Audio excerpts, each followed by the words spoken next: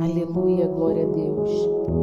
Nem toda planta que possui água e espinho é um cacto, assim como nem todo aquele que se diz cristão é. Sua presença pode indicar que o cacto indica que está em solo seco e pobre.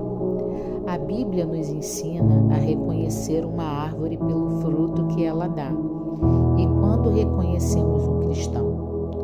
Quando vemos seu caráter e comportamento, exemplo de retidão, de algo que dá fruto, penso como seria se eu fosse um cacto. Vale ressaltar que todos os cactos florescem, porém algumas espécies irão florescer após 80 anos de idade. Ou maneira de florescer é quando chegam a atingir a altura superior de 2 metros, ou seja, tem crente que passa a vida inteira na igreja se achando cristão e está sujeito a perder a salvação por comodismo. Outros estão esperando os milagres acontecerem e caírem do céu, que possam ser felizes por inércia, e outros que estão esperando o seu crescimento para florescer pela misericórdia de Deus.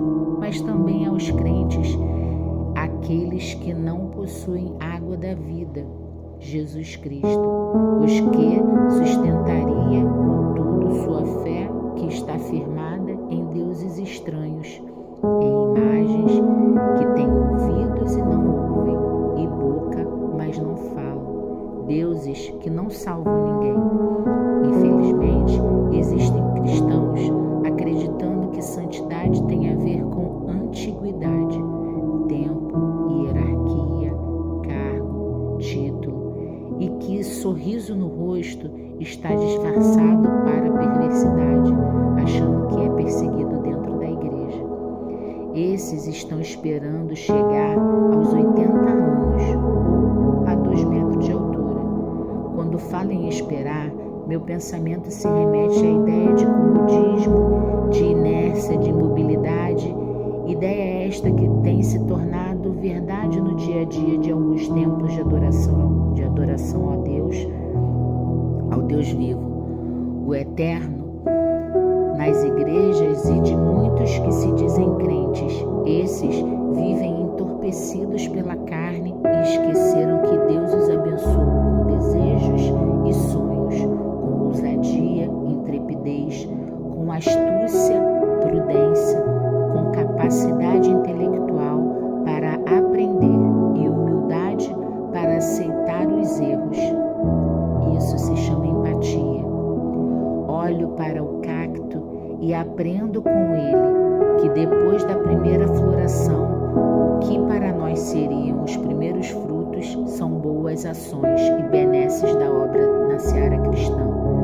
Todo ano, na mesma época, as flores voltam a aparecer. Se o solo que o cacto for plantado não for de fácil adaptação, por ser uma planta forte, ao seu lugar, o cacto morre. E se nós não nos adaptarmos, temos outras escolhas. Podemos fazer o que nos dá alegria. No entanto, as plantas conseguem mostrar sua beleza, mesmo nos lugares que não escolheram estar. Mesmo em meio aos espinhos, ao deserto, por um longo período sem chuvas, permanecem vigorosos. Ambos, cactos e cristãos, passam por um processo evolutivo. A diferença é que o cacto faz o deserto ficar mais belo e o cristão faz do deserto um belo fardo. Deus te capacita com o que você tem, utiliza suas habilidades para servi-lo e proclamar a sua verdade, independente de cor, raça, intelectualidade ou analfabetismo, porque a letra mata, mas o espírito vivifica.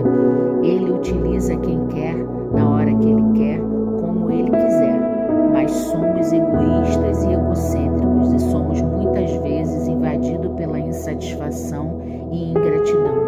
Os cactos não se preocupam com sua estatura, 2 centímetros a 2 metros de altura, e nem com o que hão de comer. O que me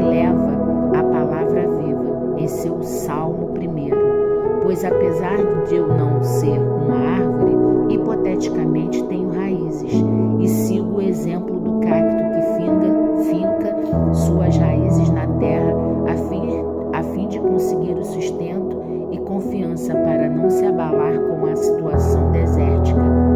E meu prazer nas leis do Senhor, pois as Escrituras nos ensinam que isto conseguimos, seremos como árvores plantadas junto ao ribeiro, a qual dará fruto na estação própria e cujas folhas não caem. A diferença é que a nossa água não seca, pois a água que vem é a água que vem do trono de Deus. Quando ingerimos desta água, o que é impuro começa a sair e dá lugar ao que é bom e agradável. Mas como acumular esta água? Como beber desta água e não deixar que se esvazie? Como passar pelo deserto e resistir aos longos períodos de seca pelos quais passamos? Uma coisa eu sei, que na Bíblia diz-lhe Jesus: